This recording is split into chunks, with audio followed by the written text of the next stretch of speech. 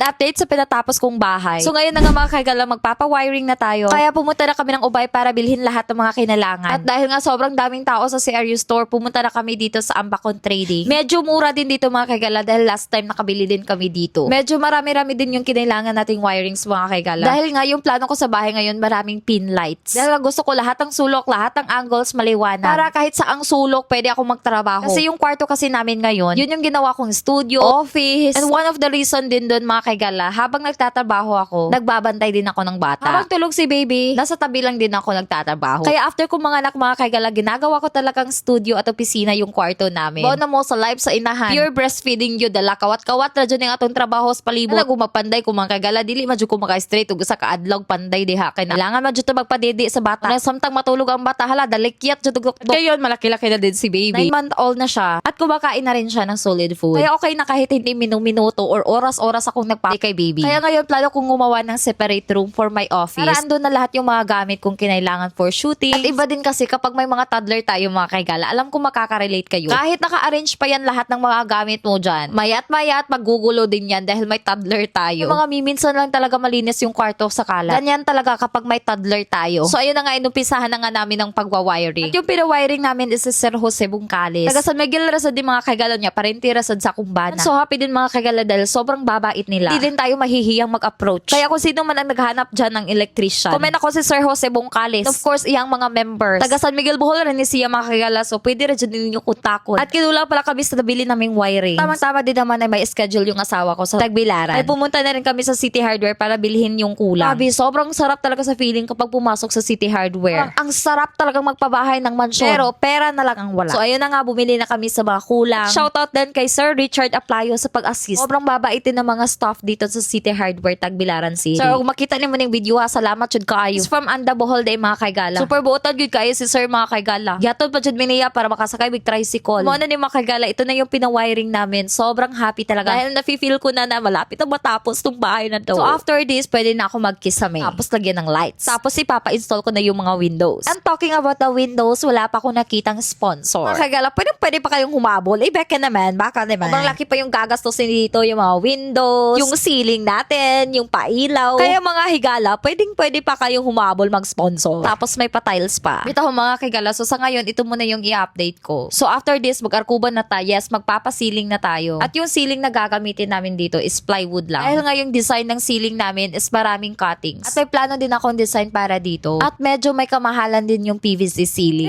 Pero, pwede pa rin may mag-sponsor. Pwede pa rin may humabol. PM na lang kayo. Bitaw mga kigala, so excited talaga matapos to. And so excited na i-update ko kayo sa mga susunod na mga pangyayari. Char! Sobrang sarap din naman sa feeling. Dahil sa pagsisikap, na ngayon nagbunga rin. Na ngayon pinapatapos ko na yung dream house namin. Una mga kagala ngayon, dyan mo pawalag paglaom. Kugi lang jud unya mag-ampok. Dapat sa araw-araw na pagsisikap mga kagala, lagi mong tandaan na dapat nasa sentro talaga yung Panginoon. Lagi mo siyang isama sa bawat mong hakbang. Dahil hindi ka niya papabayaan. Yung mga kagala, paningkamot lang yun, iyat lang tabangan.